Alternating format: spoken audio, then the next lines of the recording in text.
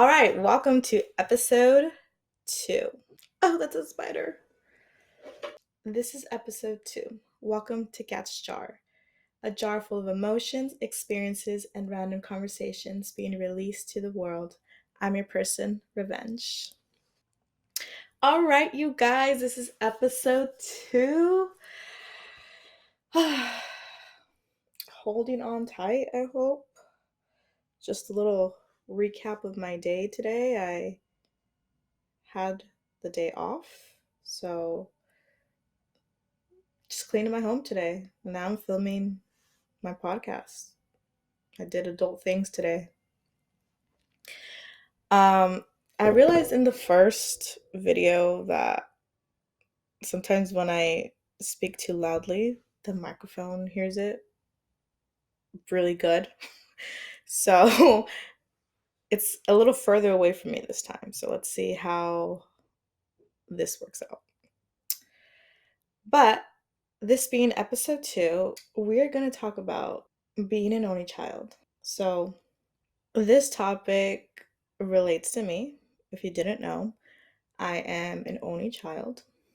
I've never had to grow up with siblings or really understand a brother or sister relationship until I guess very recently.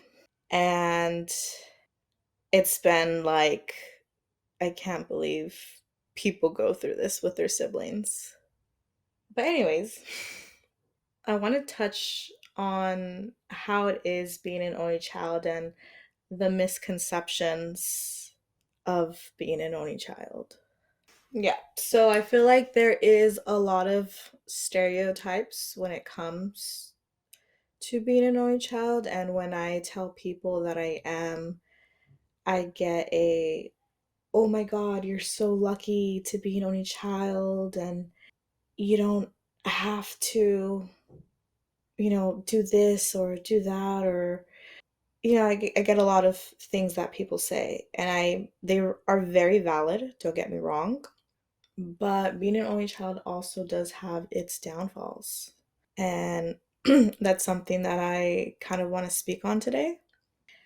So I think the biggest things that I've heard is, oh, you're spoiled. That's, I think, the number one thing that I hear, and that's not true at all. Being the fact that what happens is, because I didn't have other siblings, my parents were able to put all that into one child instead of two or three or four. Just keep that in mind. If you have two children, well, you're not just going to gift one child something and then another child nothing. So that's how it is, but people don't really realize that. I do know if I did have a sibling when I was younger, there are probably a lot of things that I wouldn't have, because we would either be sharing or my parents just wouldn't have been able to afford twice the thing that they would need to get. So, this kind of ties into the other misconception, but I also think it's true in a way. It's the loneliness. So I grew up feeling alone a lot of the time. And what I mean by that is I had two workaholic parents who put me first, and they have demonstrated that from the very beginning. I love my parents. They're awesome. They do have their downfalls, but they are good parents. And I know that everything that they've done since I was little, it was for the benefit of me. Especially from my mom's part, she has sacrificed so much so that I wouldn't follow exactly in her past footsteps. So, due to the fact that, having parents that wanted something more for their child, I unfortunately wasn't able to develop a close or a very tight emotional relationship with them just because they were constantly working. Both parents were workaholics, and there was just really no extra time for me with them. And majority of the time, I feel like I was, raised by daycare centers. But I understand. I'm not faulting them in any type of way. It's just I wish that could have been different because that part is very lonely. Because I would hear other stories of like, oh yeah, my family did this and my family did that, or yeah, me and my cousins hang out, or yeah, I kicked the ass of my sister the other day. Hearing those stories from other friends and people that they're like, it sounded so cool because like I don't have that.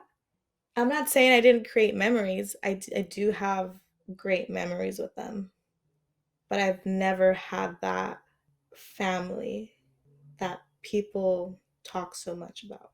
And at that time, I didn't realize it. Like, I didn't realize that I was lonely, or it wasn't that I was sad. It was just I felt different.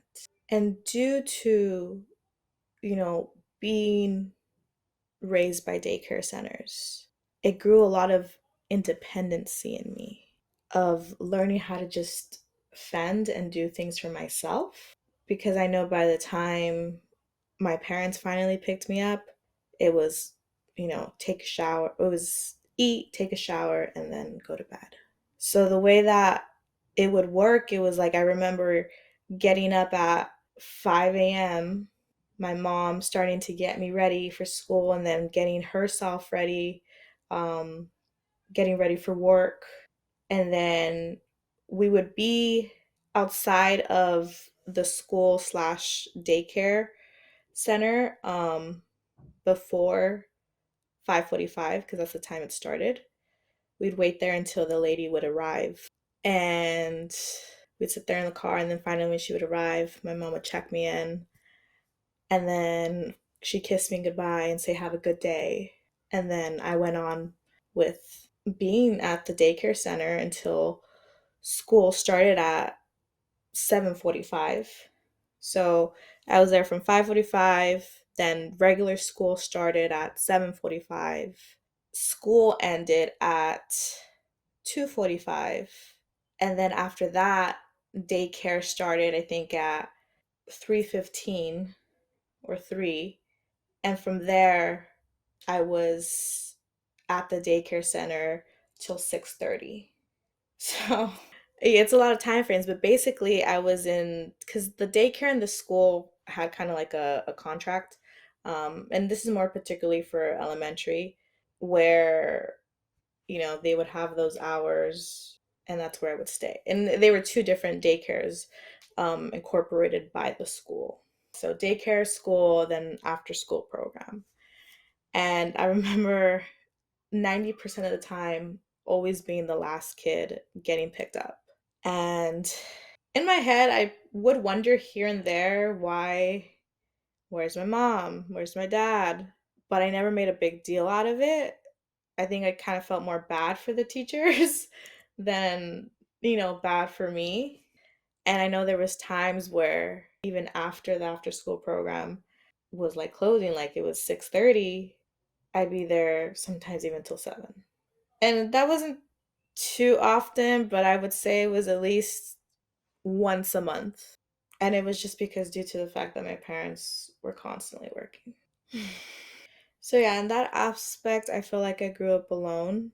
But because of that, like I had mentioned, I learned how to like entertain myself and keep to myself and be very independent.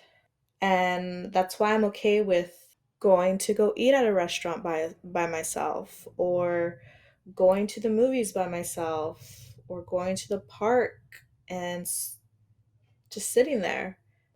I'm definitely okay doing things alone, and I know there's people out there who aren't, who are afraid to go sit at a restaurant by themselves. And that's valid. I don't have any fear of that. Like I had mentioned in the first episode, I want to go travel alone.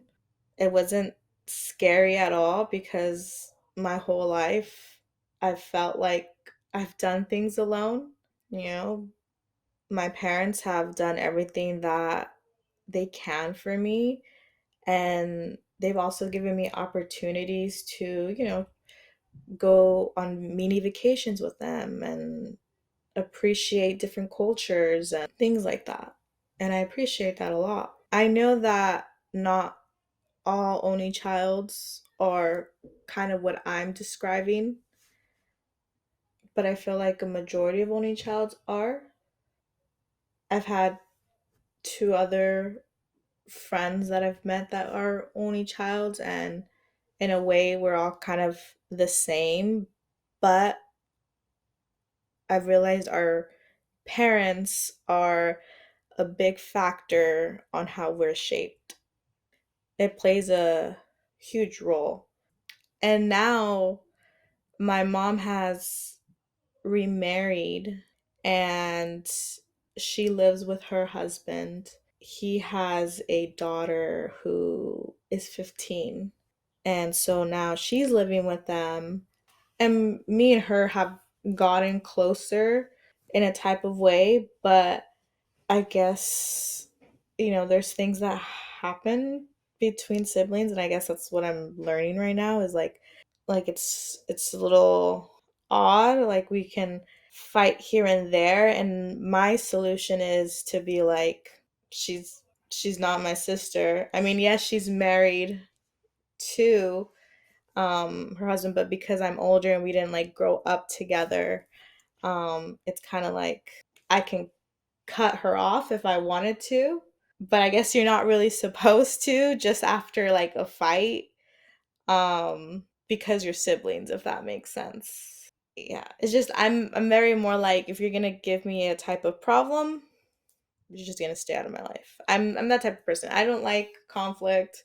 I don't like anyone up in my business. I like keep to myself, and if you're gonna cause me an issue, then I literally just bye and I walk away. And I guess I can't really do that when she makes a mistake or we get into a fight. I can't be like, okay, bye. So it's interesting. Like I'm getting used to that because I'm not used to arguing with a sibling and then making up or moving on to the next subject. A lot of people also do ask me if I regret being an only child. Do I wish if my parents would have had more children? And when I was younger, my answer used to be like, yes, I always wanted a sibling. But I think that changed maybe once I got into high school. I realized that I'm glad my parents didn't have another child. Not only for myself, but I think more on my parents. Like, I think it would have been more of a struggle on both of them. But for myself, it was like, no, this is how it was supposed to be. Me being only child and experience the way things that I did. I wouldn't change a thing about it.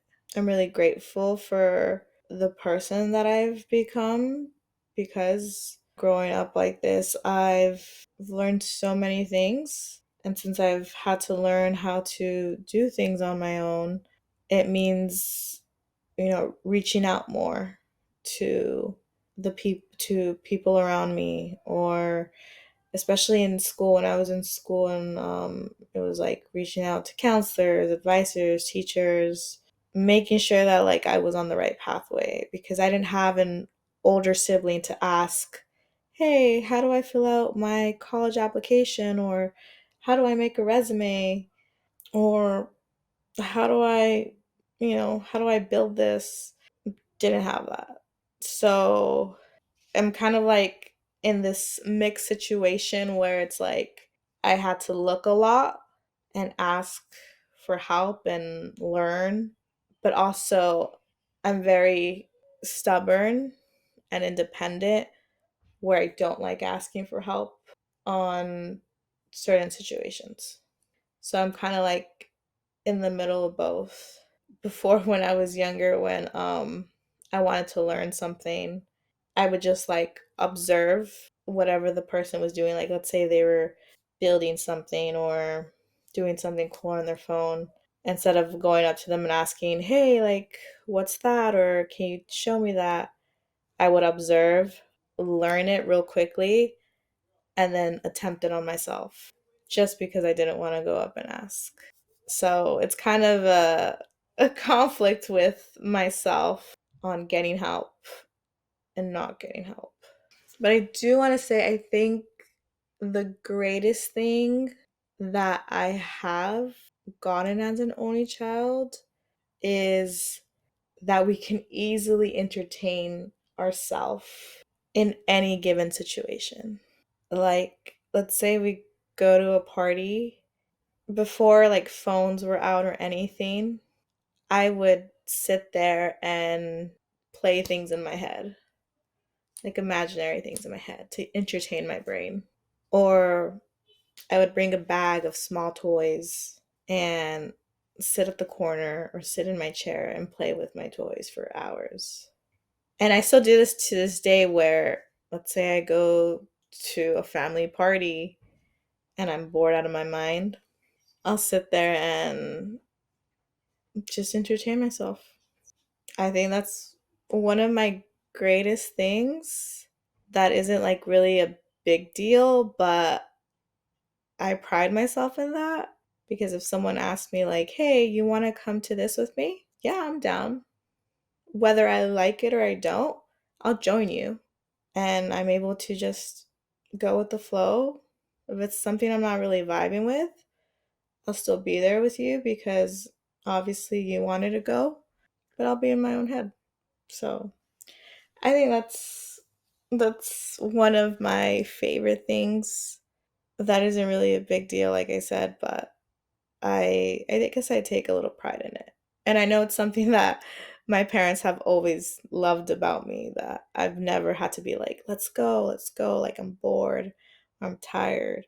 So pretty much it. So hopefully I've given a little background of how it is being an only child. If you have more questions regarding a certain topic of being an only child, feel free to shoot them, DM us, or leave a comment. But yeah, thanks for listening.